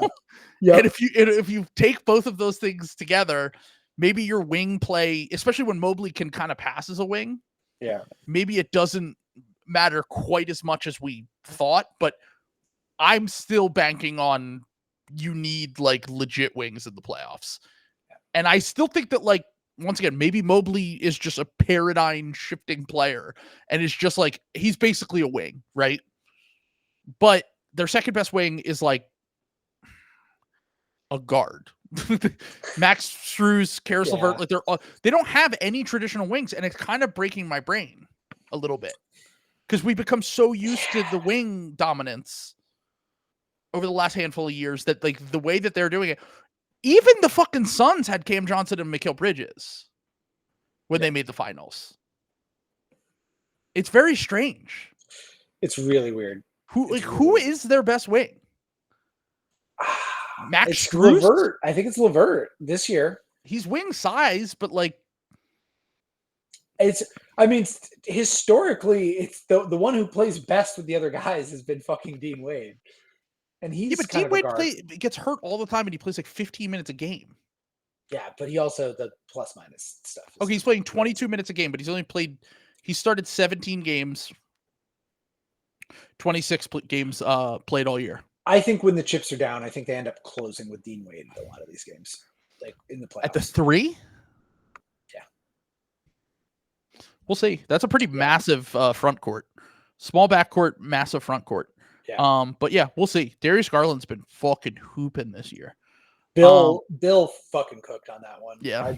You got to shout out. I started to doubt Darius a little bit. I've traditionally been a Darius guy, but last season scared me. Well, it wasn't last season that did it for me. It was the continuation from the previous playoffs. Yeah. Into last year. Now the jaw thing was like a random shit that like he's very obviously insanely good. Yeah. But the playoffs were like where I was just like, he just looks. And I'm still a little skeptical about him deep in the playoffs, but he's shown me enough in some big games this year that I'm like, I think he'll figure it out. He also did kind of hoop on the Celtics, a couple of those games. I mean, the Celtics still swept him, but he did hoop in a couple of those. He showed me something. He moved me. He passed the Sam test. Play well against the Celtics. Yeah, well, unfortunately, I don't have that test because the Sixers are the fucking worst team in the NBA. Anyone can play good against them. People will be like, "Oh my god, this guy went off on the Sixers." I was like, "Who doesn't go off on the Sixers?" It's literally just of everyone who's having a good year in the NBA or even a bad year in the NBA. I think the only player who has played below expectations against the Sixers this year is Peyton Pritchard. On Christmas Day, everyone else has destroyed them. That's so fun. All right. So I've taken Cam Johnson, Nikola Vucevic. I had Vucevic under the fake stars label. I had Cam Johnson under the high level starters. I don't think Vucevic is bad, to be clear. I do just think he's kind of a fake star. Yeah. And I think that he would be fine for that team. But for the Warriors. All right, so let's go to fringe starters, high level bench players. Okay. So we already talked about Obi Toppin and Nesmith, so I won't take them. All right, this one's a little bit weird because, all right, you know what? I'm not going to take this guy actually because he won't have a market. I was going to say Clint Capella, but like Capella won't have a market. It's just are they ready to move on from Clint Capella because he makes $22 million, but he's expiring. So you could take on a bigger contract that, like, funny enough, one of the guys that I'm about to select that would match is John Collins, who's not going back to Atlanta. Home. He's coming home. Yeah. He's coming home. I'm going to take John Collins because I know we've talked a little bit about. I'm going to do a duo thing here with Collins and Sexton, John Collins Sexton. Yeah. And I had a perverted thought earlier today, but then I remembered that it can't be done because Bradley Beal has a no trade clause. Oh, is it for the Beal? I was going to say, would Ainge ever just get on the phone and be like, he would never waive his no trade clause, go to the Jazz. But like, look, we have Colin Sexton, we have John Collins. They're helping us win too much. Yeah. Can we get you can add protections to the pick, top 3, top 5, whatever. You don't have to give us the first round pick, but we'll take on the Beal contract. Don't worry about that. Here's John Collins, Jordan Clarkson, and Colin Sexton. You get off the Beal contract. You don't have to trade it unprotected. You get 3 starter level. Well, not Clarkson anymore, but Clarkson sucks. But Sexton and Collins are good. Good, the only problem is that the Suns have like Collins in the past. The problem is that they just don't need guards. Yeah, they don't need Sexton or Clarkson like that. If Devin Booker sucks now, then yeah, maybe they do. But also, like, if Devin Booker sucks, you're coached anyway. Yeah. But genuinely won't make the All-Star team, which is fucking wild. That's crazy. I thought he was a top 10 player last year and the year before. He was like a top 5 player like 2 years ago. Like in the playoffs, he was for that one stretch. He was unbelievable. But yeah. So it's very weird to see. But so I'm just gonna take John Collins here. Once again. Might be a victim of remember when he got traded to the Jazz and we were like, they just traded Rudy Gay in a 2nd round pick for John Collins. Like, what the fuck is happening? Like, so they just, which is why I thought of the salary dump idea for Beal, because I was like, okay, you could have Lowry, Markkanen, and Beal, add your top pick to that next year. Because once again, I've said this before, like, they're so far away. Their best prospects are Walker Kessler and Bryce Sensabaugh. And Kyle Filipowski. Is that true? Like, really? Like, unless you think that, like, Keontae George... I was going to say, Keontae George at least has, like... He's just, like, really bad on defense, is not efficient on offense, isn't a high-level playmaker. Like, he's a passable playmaker, but he's not, like, a high-level playmaker by any means. Who do you think is more likely to be good faster? The Oklahoma City Thunder or the Utah Jazz? Great call. Honestly, from you. I killed it on that one. What's so funny is that your best takes are all just like, let's take a step back. Let's take this in. Yeah. Your worst takes, I'm the same way, to be completely clear. Like, I literally was like, Tyler Hero's the worst contract in the history of the NBA at some point. Probably. You were cooking on that one. Yeah. You were cooking. You will be vindicated. See any Cade Cunningham comment where I was mad at draft Twitter for the past 2 years. Yeah. You stay the course. Of just all I'm saying. Stay the course. Stay strong, soldier. Stay strong. Yeah. But the Patriots are in control. When we both act with emotions when it comes to these things. Yeah. And you're like, Sam Presti, fuck them. Oh no, the Jazz are gonna figure it out. I think that we overstep our boundaries a little bit is all I'm gonna say. Yeah. But here's the thing with Keontae George. Okay, ready? By the way, I actually feel bad for their draft class this year with the Isaiah Collier, Cody Williams might go down as one of the worst drafts for 2 guys in the first round I've ever seen. I think probably not Cody Williams. I do think Isaiah Collier's like turbo ass, but like he is the profile of guy who does like could like kind of turn it around, be like, wow, you remember how bad Isaiah Collier was his rookie year? Isaiah Collier has the highest turnover percentage in NBA history by 5 percentage points. Well, he can't shoot too. Yeah. That's the thing. Once again, if Collier was going to be good in the NBA, he would have had to develop his shot, which is still very far away. Yeah. And he was a rim pressure guy. And like, once again, I was lower on him. That I knew he had a lot of fans. I had him like 20 on my board. Yeah. It was very much just a complete primary upside play. Yeah. And that's really hard to do in the NBA. And once again, I could be wrong, but like every statistical indicator from college in this year suggests that he is just not an NBA player. And like the Cody, I don't even know what to say about Cody Williams, but at least wings take long to develop. I don't know. Filipowski is good. I watched him in a game the other night. I think he rocks. I've always been a big Bryce Sensabaugh believer, like in terms of, I thought that he could be a really great bucket getting 6-man with crazy range. Like it's unfair to compare him to Norm Powell because Norm Powell's just such a better athlete.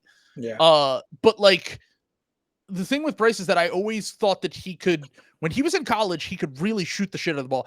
I remember I found a statistic during that draft because I was like, damn, he shoots a lot of long threes.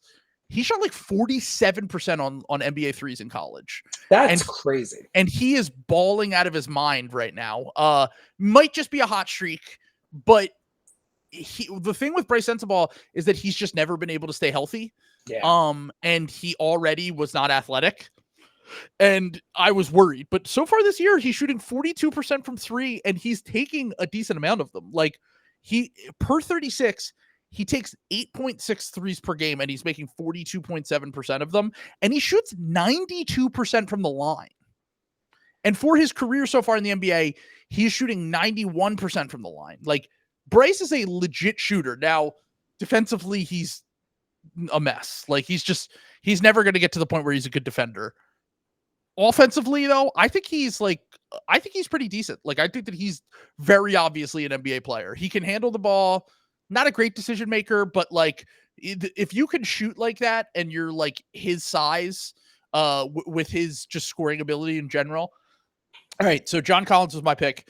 Once again, we talked about the Jazz situation enough. It's not looking great. I would once again take a step back. I would take a step back because I think they're so far away. They are. They need to trade Markkanen, like, for value. Like, I think that we're past that. I think they fucked up not doing it this offseason.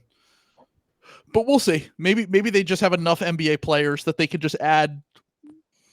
Maybe they could just. If they don't get Harper or Flag in this, what do you do? Hope you nail your other pick. Like, they're going to be the team that like ends up drafting Ace Bailey, and he's like Cody Williams too. Like, I don't think Ace Bailey's going to end up going as high as they'll pick, unless they fall in the draft. I think Ace Bailey's 100% going to fall by draft time. Yeah. I think it'll be like the 9th pick. Yeah. I just keep my beloved VJ. What player that has his skill set has ever gone that high in the last 7 years? Jabari Smith was one of the most productive players in the country at Auburn. That's true. Yeah, you're right. It was not. Yeah, he was legitimately a very good college player. Yeah. It's not to say that Ace Bailey is a bad college player. It's just to say that his flaws don't translate to the NBA in the same way that like Jabari's questions were about his handle, about his athleticism. All of those things kind of go by the wayside when you are 6'11" and you can shoot and rebound and protect the rim a little bit. Like, you could find a role in the NBA if you're Jabari. Like, a guy who, the thing about Ace Bailey that's so crazy to me, I found this out today. Do you know what he shoots from the line? I just read Bill put it in the comments, 55%. Like 55%. He doesn't shoot threes. He only shoots tough mid-rangers. And he shoots 55% from the line, and he doesn't pass. That's not good. That's so bad. Yeah. Every time people are like, well, he's like this player, he's like that player. I'm like, yeah, but all of those players had ancillary skills that he does not have. God damn, dude. 52% on mid-range shots. And 55% from the line should not be possible on That's the volume great. of mid-range shots he takes. So, what was young DeMar DeRozan? Because I do remember young DeMar DeRozan kind of had a bad free throw percentage. I've never seen anyone shoot 55% from the line in college and be a good shooter in the NBA. Yeah, I mean, I don't believe that is like impossibly. Did Lonzo shoot that poorly? No. Okay, yeah. Rookie DeMar DeRozan shot 76% from the line. Yeah, but that's once again. I think Ace has good enough touch that he can fix his free throw shot. But if he doesn't want to take threes, yeah, and he's not a guy you're going to let like cook. Yeah, it's bad. It's bad. Yeah, I don't know. But I guess my point is like too big to be a top 5 pick in this draft. The Jazz really are in danger of being the treadmill of mediocrity team, which is kind of crazy. I guess what I'm saying is it's crazy how washed Danny Ainge is. Danny Ainge that I knew would not have let this happen. Like, this is crazy. He would have traded Lowry Market in the summer. Yeah, and he would have been like, we need to start again. Because look at the fucking West. We're not even going to make the playoffs. I'm putting him in wash legend jail with Masai. Like, you were once at the height of your powers, you're washed now. I'm sorry. Like, is Daryl Morey in there? Daryl Morey might be. Sleepy Daryl might be. I think he's a tier below that because of the McCain pick. Yeah. But that's all he can do is draft. Yeah. Sleepy Daryl. I mean, this cap space plan is one of the worst things. Once again, the Embiid injury is also part of it, but like Embiid probably doesn't get injured if you don't punt on a season, and he has to fucking play through injuries. Yeah. It's just stuff. It's just bozo shit, dude. I mean, this Paul George thing is just like ruining my life. I hate watching him so much. It's crazy. Wow. Is Tobias is he in the Tobias zone? Does he dip a toe into the Tobias zone? Tobias gave me 2021 first half of the season. Paul George has been worse. I legitimately am like, because the thing that's more frustrating about Paul George than Tobias is that I know Paul George has the talent and skill to be extremely good. I think he's just kind of a fucking idiot. And I think that Tobias Harris literally maxed out how good he can be, if that makes sense. Yeah, Tobias's limitations were only due to the fact that he is Tobias Harris. Paul George's limitations are due to the fact that he is just like, I don't even know. Like, and by the way, the Kings game recently, he had 30 points, 8 rebounds, 5 assists on 68 true shooting. And after the game, he was so bad in the fourth quarter that I was like, I legitimately would trade him tonight. He had a Jason Tatum game in reverse. That's like the reverse of the Jason Tatum. I was going to say that. Yeah. Yeah. And also I was just going to say, the shooting from the corners this year, bro, he's like a career like 40% 3-point shooter from the corners. He's shooting like 17% from the corners with the Sixers. No, now to be fair, part of this is on the fact that we just have no guards other than Maxey, and I love Maxey, but he just is not a point guard. Like he's not going to create those open looks. Like, and honestly, part of it, like everyone has a little bit of blame in this, but it's easier for me to blame the outside guy. Yeah, I'm not going to blame everyone who's been here and like I've watched Maxey develop and Embiid develop and all that shit.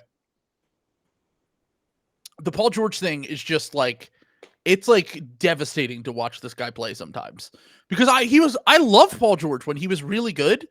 That's what fucking kills me so much is that like Paul George, when he was like Indiana Paul George, even the some OKC Paul George, like he was amazing. And now he just is like, it's just unbearable. I mean, at least his defense is good. I'm glad we're paying him $50 million a year to get deflections. Fucking unbelievable. Oh, man. Anyway, that's the thing. I've never seen a player dribble into contested looks like he does. Like he catches the ball. If he caught and shot or just caught and like made a decision to get downhill, he would be so much better. And the fact that he just will dribble twice into a contested look, I'm like, what are you doing? It's just, I can't stand it. Anyway, you're up. Okay. I will. I assume I'm not allowed to draft Drew Holiday.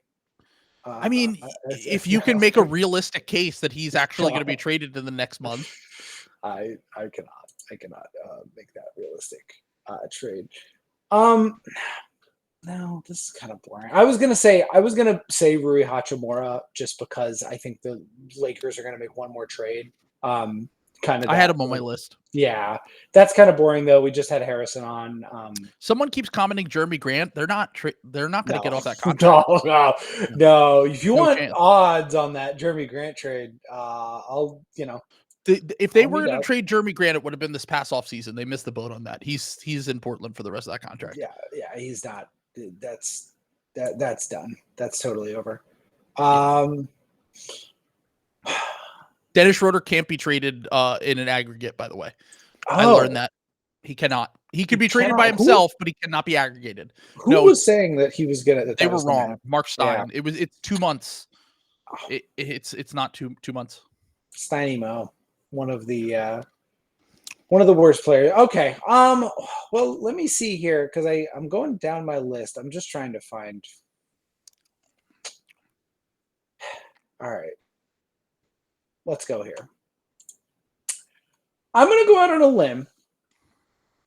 Let's talk about Brandon Ingram. I have him on my list. I just don't know where. That's the thing. I don't know where. I don't know where either, but I do have a gut feeling that that's going to happen. He might, maybe Miami. I do think that is kind of a fit in a lot of ways. I don't know how. I don't know how the mechanics of that happening is done.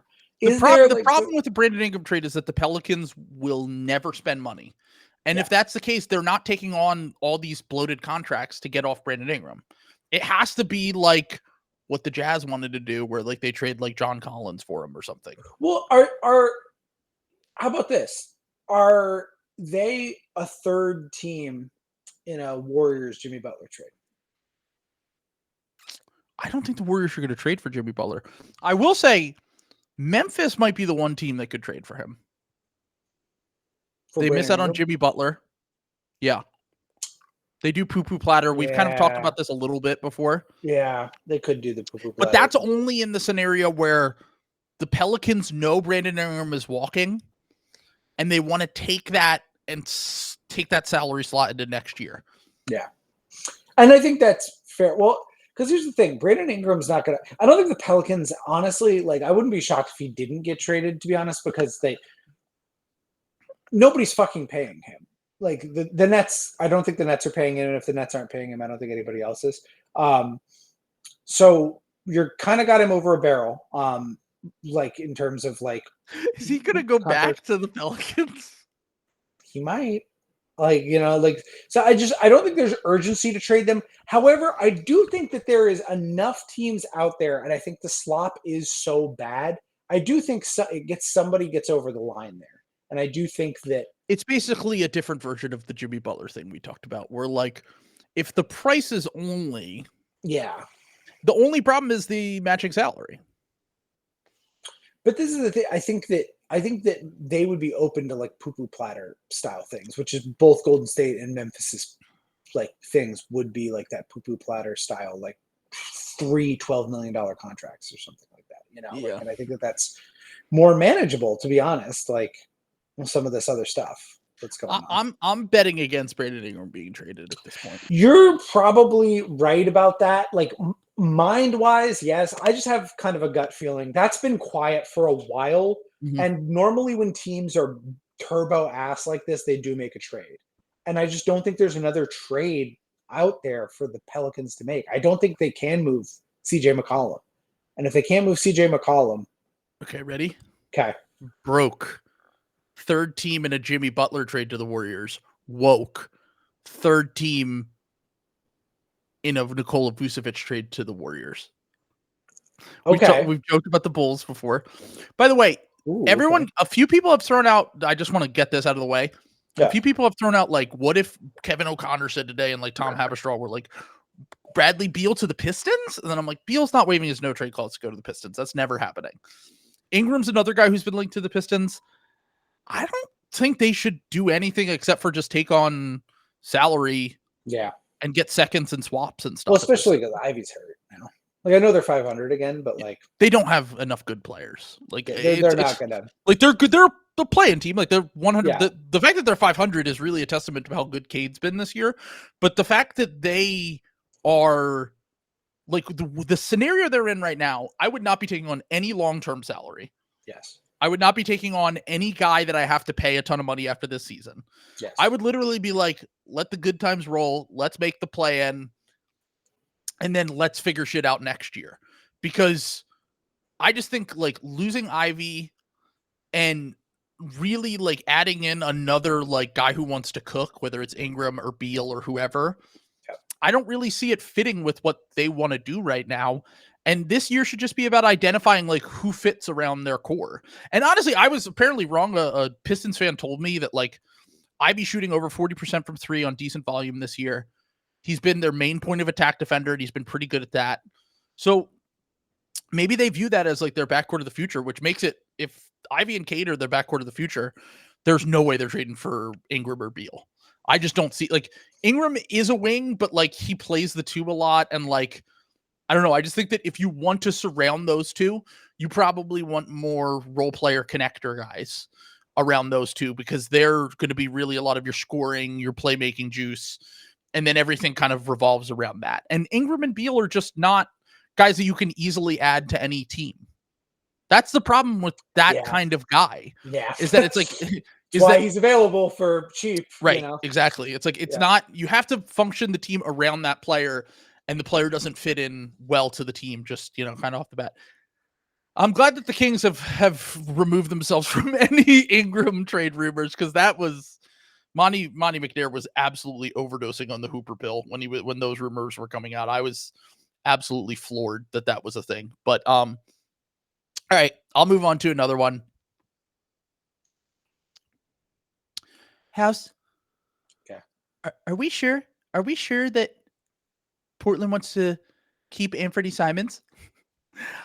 Once again, another guy that I don't know where to trade him. Now that the Magic are kind of eliminated, there's not really a good fit for him anywhere. I know, which is weird, because he can shoot really well. He's a capable creator, but he's also like the worst defender in the NBA. Yeah. And I think that was the thing that I was saying, the baby mama swap, Simons for Ingram. Oh my God, dude. That's Brandon Ingram. That's a vile trade. Portland doesn't want Brandon Ingram, to be clear, from everything I've heard. Yeah. But we talked about like Simons and Ingram can't be on the same team because of that. Yeah. Also, it's not like New Orleans really needs another small guard like CJ McCollum that they got from Portland. Yeah. From what I do, just want to throw this out there. I'm going to put him on this list. I don't think he gets traded, but I've heard enough about the fact that like, I don't think that he would be completely opposed to getting traded. I think that they've decided that like Sharp and then developing Scoot is their thing. Mm. Whether that works or not, we'll see. Sharp is awesome. Yeah. I think Will said that he was shooting almost 60% on twos this year. The shooting a 3, Will. He's a 3. Hold on. Yes. I'm pulling up his stats right now because I know he's shooting like shit from 3. Yeah, he's shooting 29% from 3. But I looked into the numbers. He shoots way too many pull-ups. His catch and shoot numbers are still good. Yeah. And his 2-point percentage is 57% on almost 9 twos per game. Go. Yeah, that's the shit I'm talking about. That's better than anything the Jazz have, by the way. Yeah, Shaedon Sharp is very obviously going to be very good. Yeah. And I think getting Simons out the door, I don't know if they'll do it now or they'll do it this offseason or if it will ever happen, because similar to the Grant thing because of the contract. His is more movable than Grant's, though, I would say. Is it? Isn't it like 25 million? Yeah, I think it's like 25 million. Yeah, something like that. Let me double check that. Once again, he was probably a guy that should have been traded this past offseason if they wanted to trade him. Yeah. But I think all I'll say is I think a divorce is coming between these two soon. Whether it's now or this offseason, it's going to happen sometime. God, we're good. 25.8. Okay. Bang. 25. Yeah, I was going to say, I knew it was something around there. Yeah. I mean, look, he was once again, defensively if you're trying to win a championship, don't Anthony Simons can't be can't have him. Yeah. If you want to be like a competitive team, like he is not having a good shooting season this year, but historically has been one of the 10 to 15 best shooters in the NBA, and can keep. And your call with the Magic thing was perfect. Like he was the guy for the Magic, and now that he hasn't, but I could see him finding a role as a sixth man somewhere else, and not being. Being a Hero turned out to be way better than him, but I thought that he could have been just as good, if not better, than Tyler Hero. And that was I'm not willing to say that ship has totally sailed yet. I do think Tyler Hero is kind of playing out of his mind. Like, yeah, I know. Hero at least is like tries on defense. Like Simon, like once again, like I've talked to people who watch the Blazers regularly. They're like, yeah, his defense is pretty miserable. Like, yeah, but. To be fair, though, also sometimes guys like context changes guys' defense sometimes too. Yeah, like you might play defense harder for a team that's actually winning games versus a 12-23. Yeah, he might need to get away from Chauncey Billups vibes. That's Chauncey Billups has some. He was out for like 3 games, and Scoot had like his 3 best games of his career. That's like Jesus Christ. Is Scoot can we get a Scoot temperature check real quick? Are we quietly buying like a share of no you won't go in on a timeshare on Scoot Island for a closet, a shed on Scoot Island? I just can't. He can't shoot, dude. Like the reason why I always liked the idea of Scoot was because I thought that he might get to the point where he could shoot. Because he was good on long twos, and I just thought that the shot would come around, and he can't shoot. He can't shoot, and he's not a great playmaker, and I'm out. He's actually shooting worse on threes this year, which is insane. Yeah, I mean, it's just hard for me to see any guard who isn't like... True shooting is over 50 now, though. Progress. He's getting there. Let's go. Scoot deniers, Scoot fans. We will rise up. Well, maybe if Anthony Simons gets traded, that's all he needs. Who would you rather have, Scoot or Jacoby Walter? I mean, a roster spot. Jacoby Walter. No, I mean, I'm guess gonna come back from Canada know. With my Jacoby Walter jersey. All right, hold on. Let me pull up Jacoby. I know he had that one game where he went insane. I'm pulling up Jacoby Walter's stat. He's going to be such a random point of conflict on this. Okay, he's over 40% from the field. Let's go. Up to 30% from 3. Let's go. 67% have a higher true shooting right now. Come on. He's a rookie. He's 19 or he's 20. But listen to this volume, though. 8 threes per 100 possessions. If they go in ever, man. 30 is like not terrible. I'm sorry. Like 30 is like, it's bad, but it's not like 30 is a rookie on 8 volume. I'm not selling my Jacoby Walter stake. Jacoby, I believe in you, big dog. Let's link and build. The 15th. I'll be in the crowd. There you go. Sam, Bill said that Jacoby Walter's a real guy. You have the same brain. Let's go. Did Bill really say that? Yeah. No way. No way. That's awesome. I love Bill. God bless him. Someone commented he's getting out-sheeted. Small shed. Cheated. We out-sheeted Jacoby. Jacoby Walter, I believe in you. I hope you hear this. You're him, beast. Don't let these haters and losers. It was on his basketball pod. He clumped him in with much better players. You know what's really funny about that? Yeah. Did you see the clip that was going around where he was talking about because Bill's like the most biased Patriots fan of all time. He was talking to Ryan Fitzpatrick about like some of the best up and coming quarterbacks like a year and a half, 2 years ago. And he was like, look at Burrow, what he's doing. He's naming all these young guys. And then he goes, and like the Patriots just got Bailey Zappi in the 4th round. Like, what did we miss on that? And it was literally after 2 games. And then Ryan Fitzpatrick goes, all right, let's pump the brakes a little bit on Bailey Zappi. It's so funny. Bill rocks, dude. It's so good.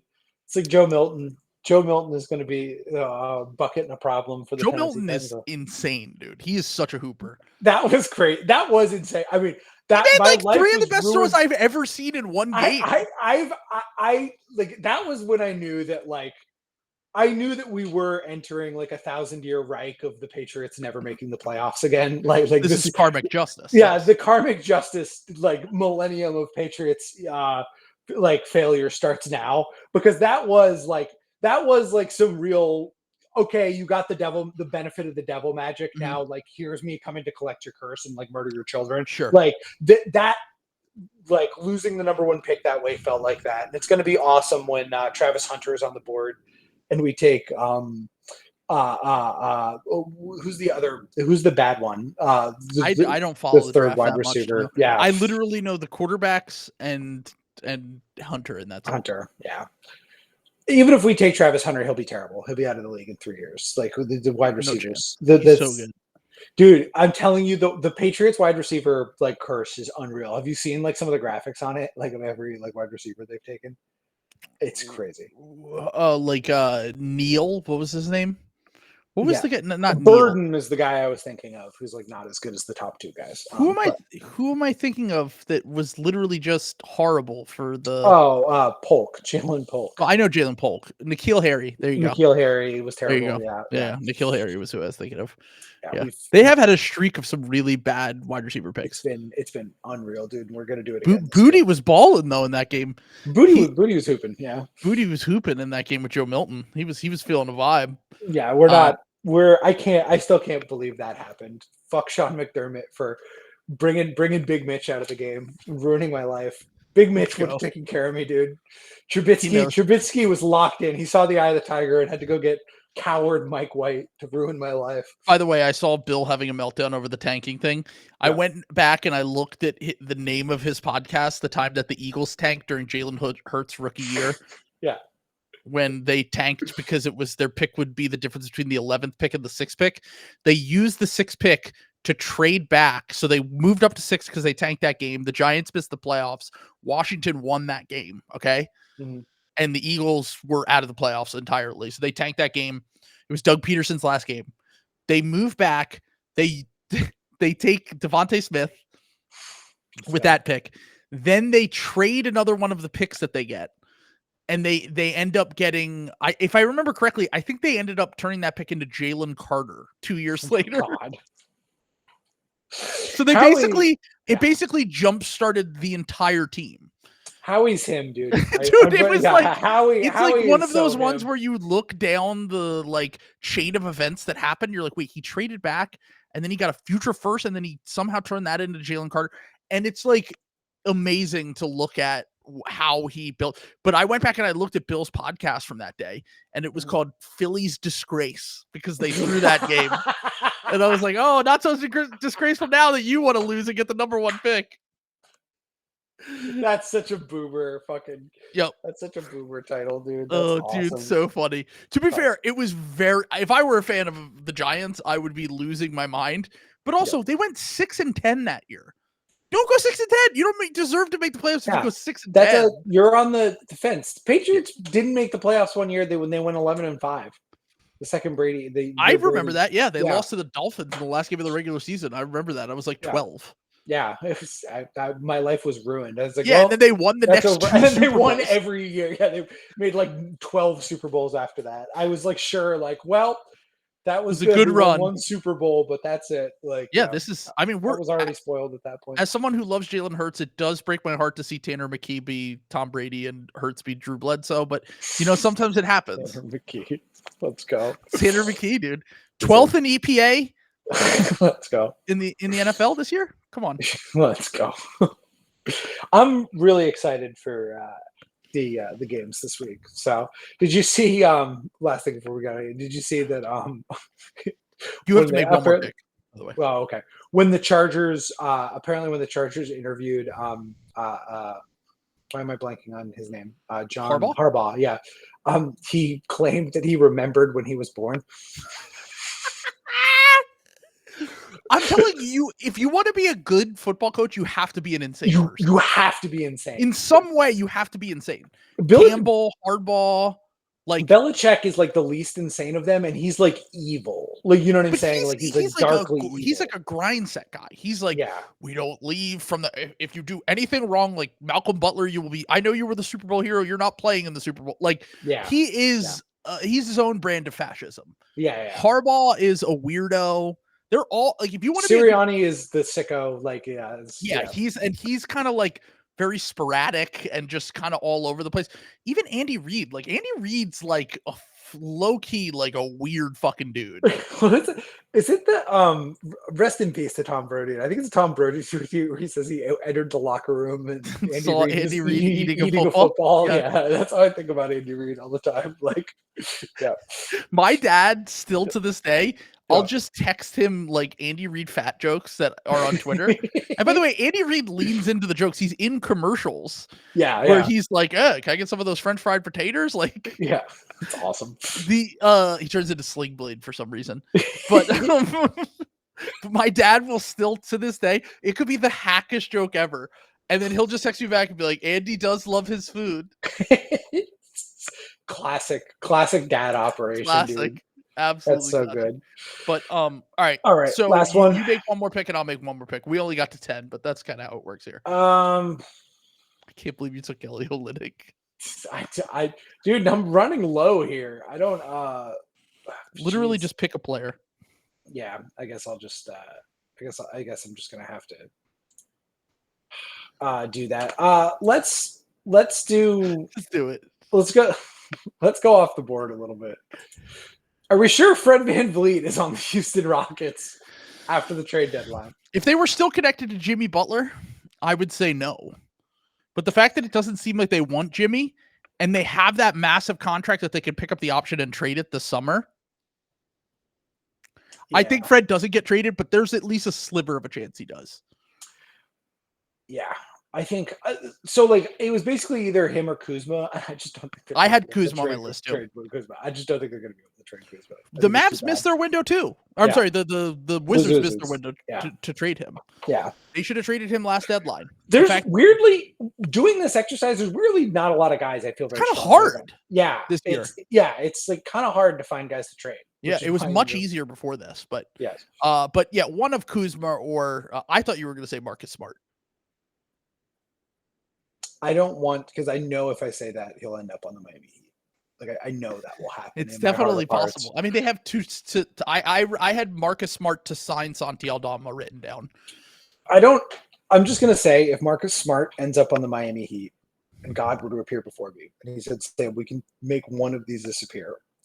The American tragedy of 9/11 and all of the chaos in the Middle East afterwards, or the chain of events that leads to Marcus Smart being in the Miami Heat. He's not back on the Celtics. He's off the Miami Heat.